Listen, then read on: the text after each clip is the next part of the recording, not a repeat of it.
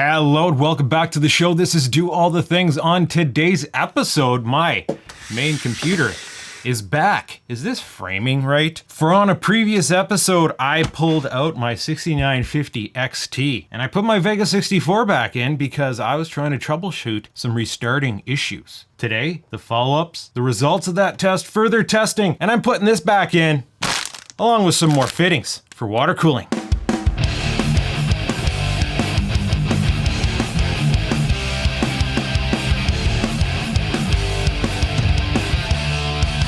So if you've been following the comedy, you know that at one point in human history, I purchased myself a 6950 XT, and then I put it underwater, and then I had some driver issues, and then I had some resetting issues. And I put my Vega 64 back in to troubleshoot. So what was happening was I'd just be sitting there, usually within the first 10 minutes of using the computer, and it would just shut off and restart. Like not a restart, not a blue screen, just like, pew, ring. You know? So I was wondering if it had something to do with the video card and certain video card drivers that apparently AMD was having issues with, but it might not be. You see, it's been a month now since I flopped that card around and it has done that issue. Still, it has happened at least 2 or 3 times in the past month where all of a sudden, pew, exactly how it would happen on the 6950 XT. Now, I feel like it hasn't happened as often because I feel like with the 6950 XT, you know, I didn't actually log any of this stuff, of course. I feel like it maybe happened like 3 times a week on the 6950 where it's happened 3 times total here. But then it would happen 3 times in 1 week and then not happen for 2 weeks after that. So intermittent coincidence, or maybe it's not related to the video card at all. Maybe it's something else going on in here, like this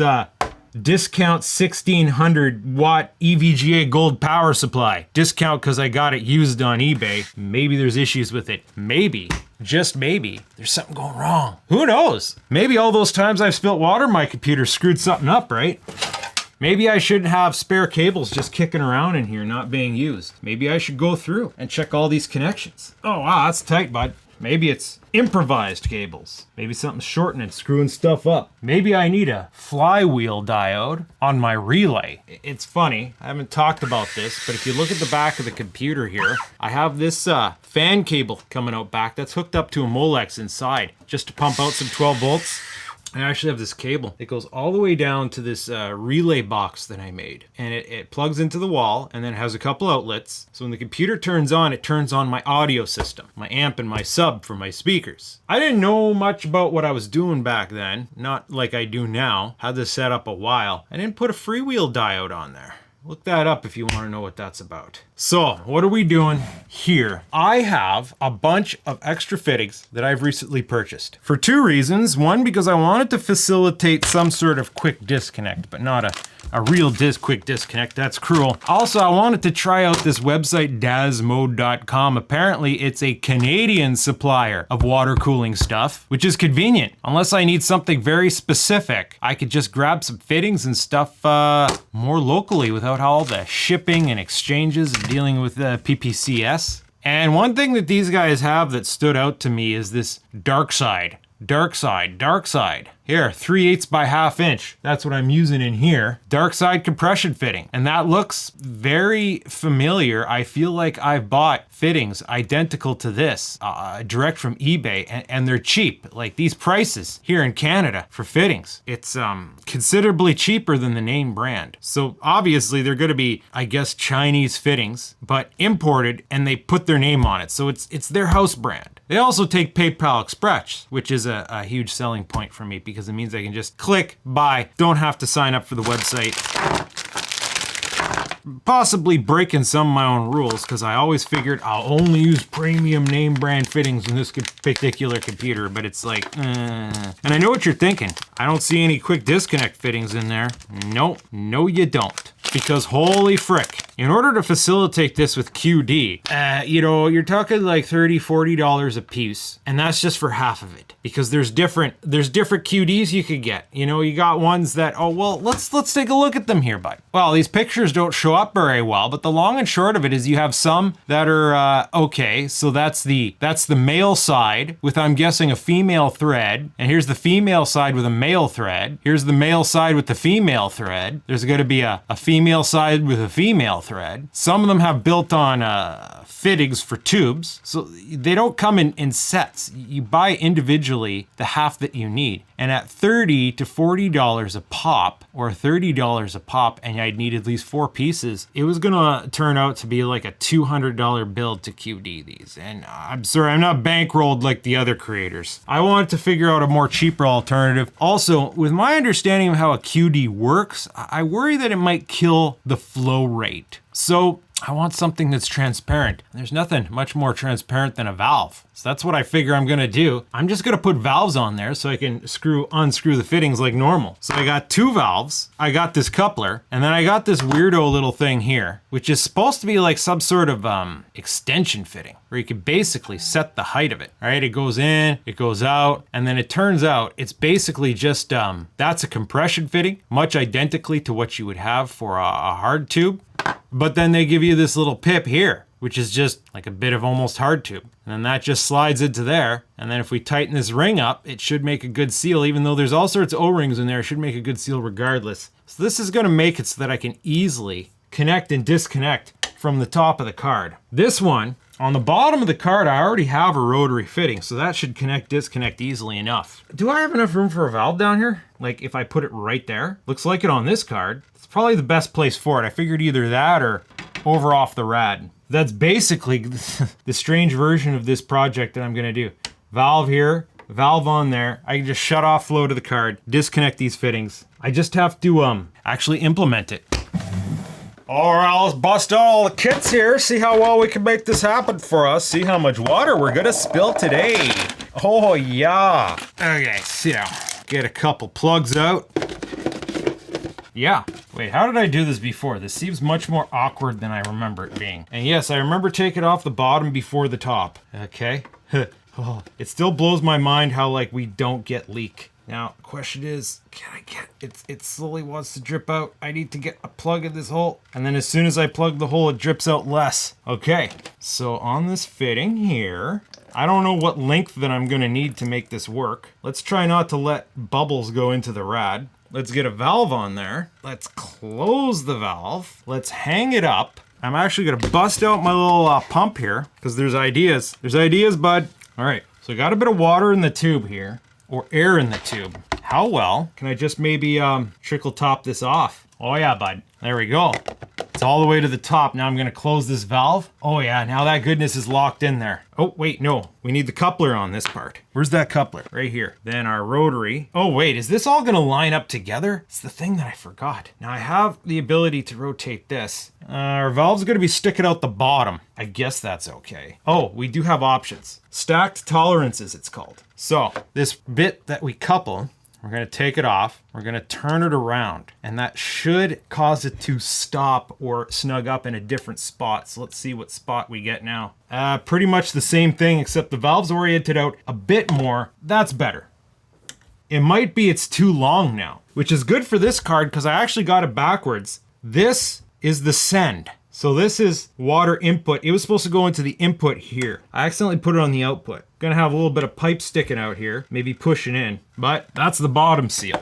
And we can pretty much just let that kick around now. Put a little towel there. I have to get that top off and plugged.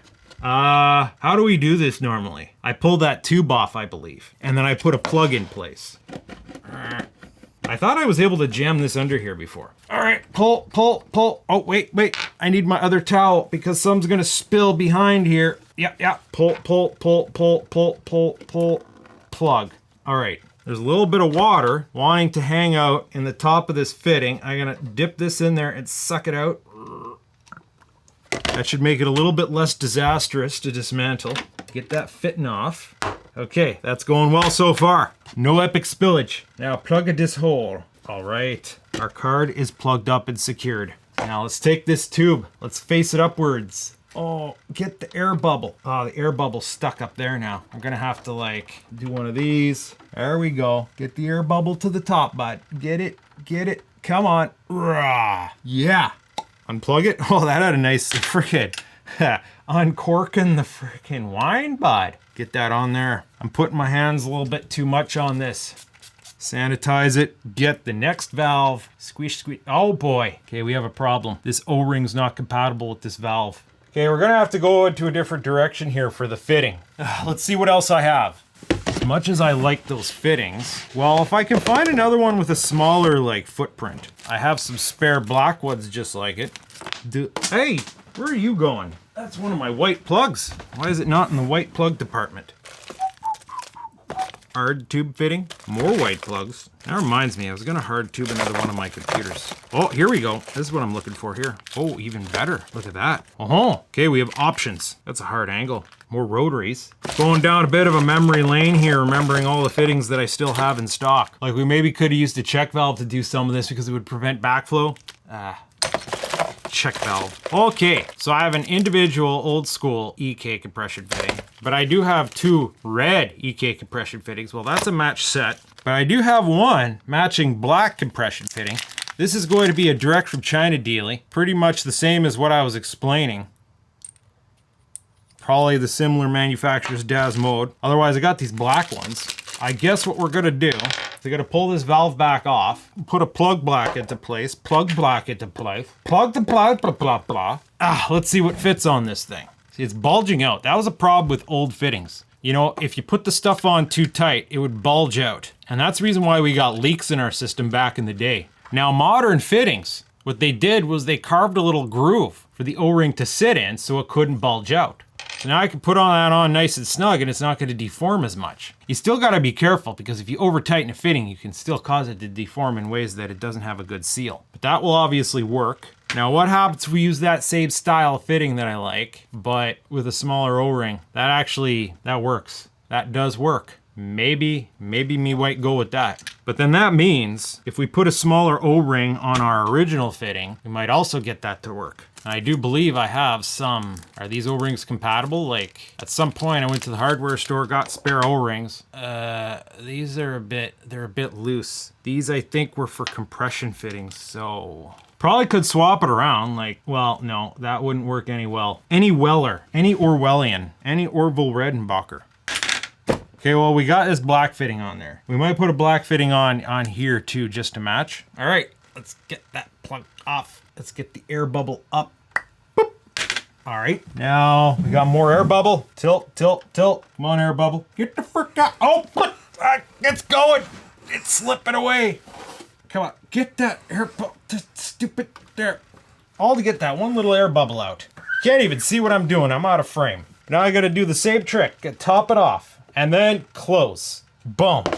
Air sealed. That's one of the great things about this. We're gonna air seal these things now. So when I close that frigger, she's gonna stay sealed. Now let's orient that valve nicewards.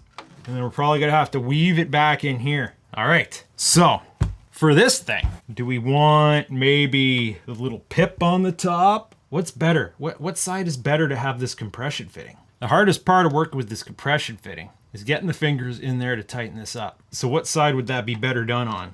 And what side would this be better done on? My gut says to go like this. All right, let's do the actual physical swap now.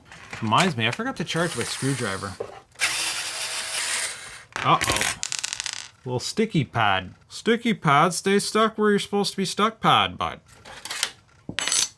Press the button. Where's the stick? Give me the stick. No, seriously, where's my stick? I think this started life as a stick for a chocolate covered marshmallow that I bought at a fancy chocolate store. And now it's like part of my workbench. Oh, this thing's like, it's got RGB in the back.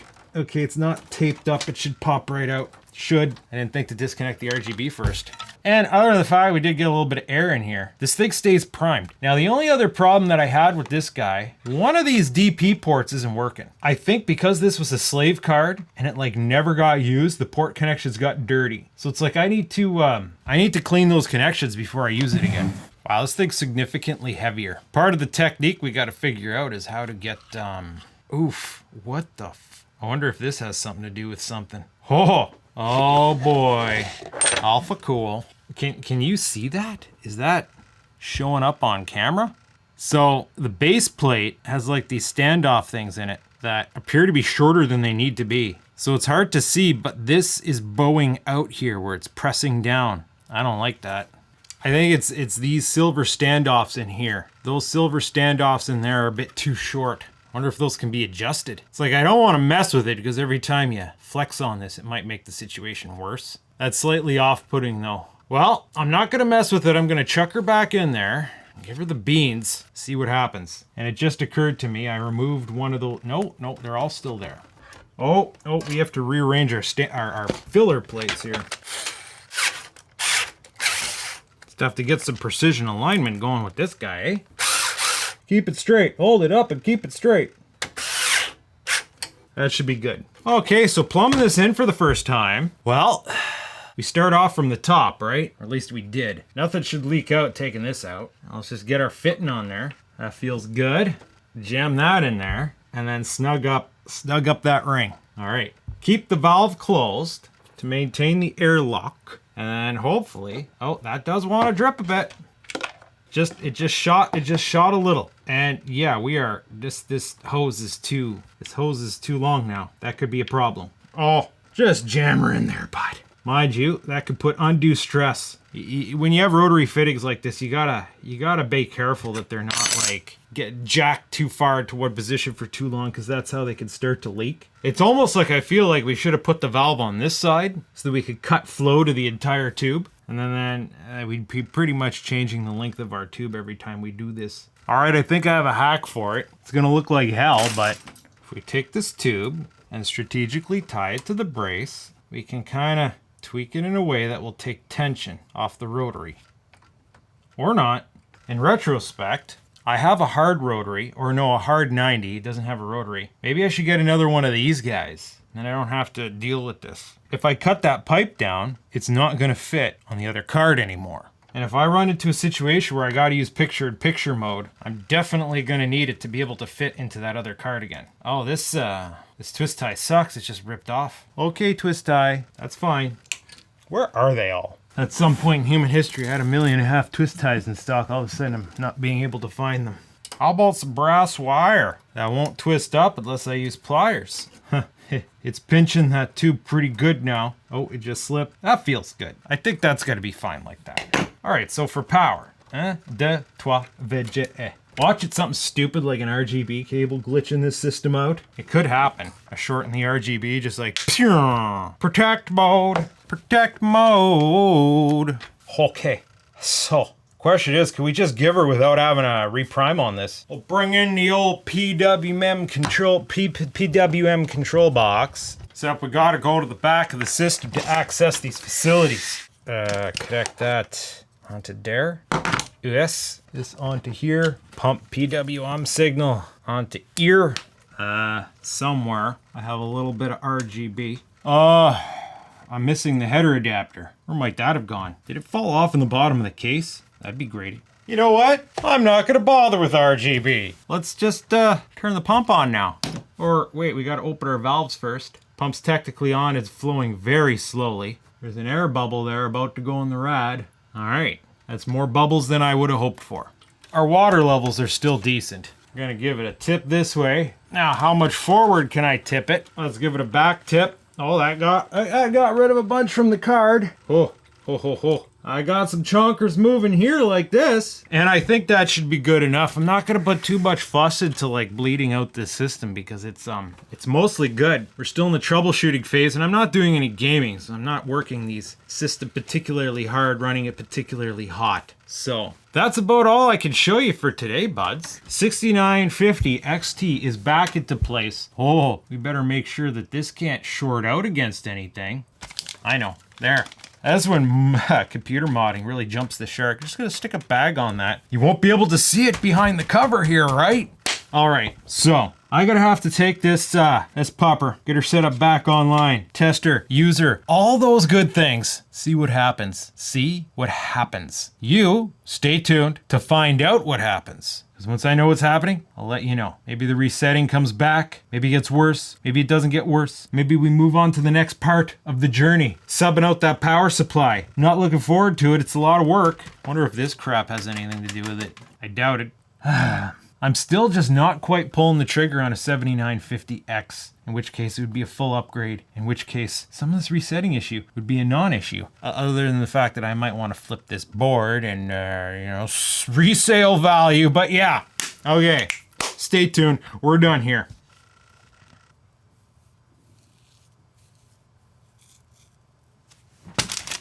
Here, how about I jam this in here? Look at that. It'll just adhere. It'll just adhere right there. And then, yeah. Oh, frick, bud. Min-maxing it. Shizzle.